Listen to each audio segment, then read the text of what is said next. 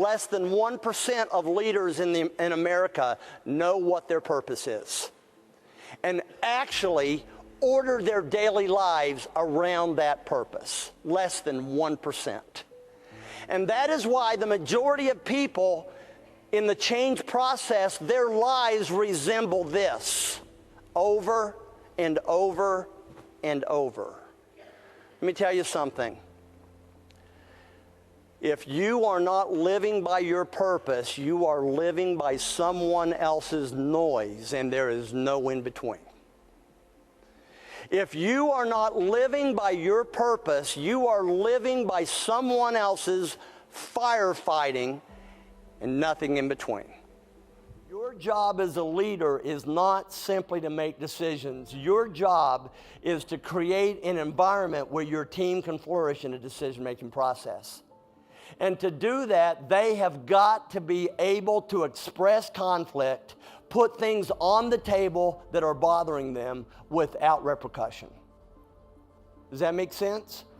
The safer your team feels to put issues from under the table on top of the table, the safer they feel, the more they're going to get real with you. There is a price for values.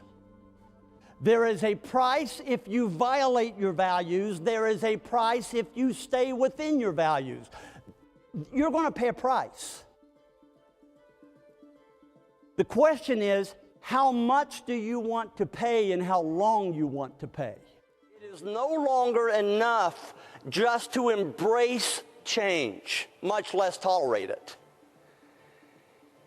You have to become a master in leading change.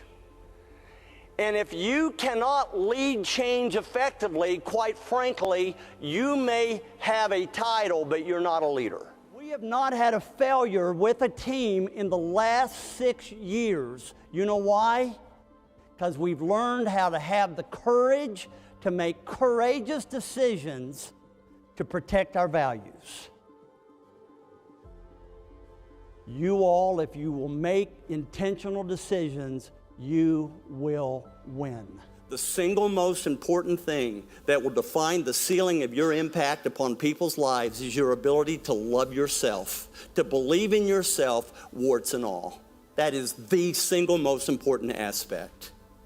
I am enough, I'm enough, I'm enough. I know I'm enough, and I know you are too. Thank you.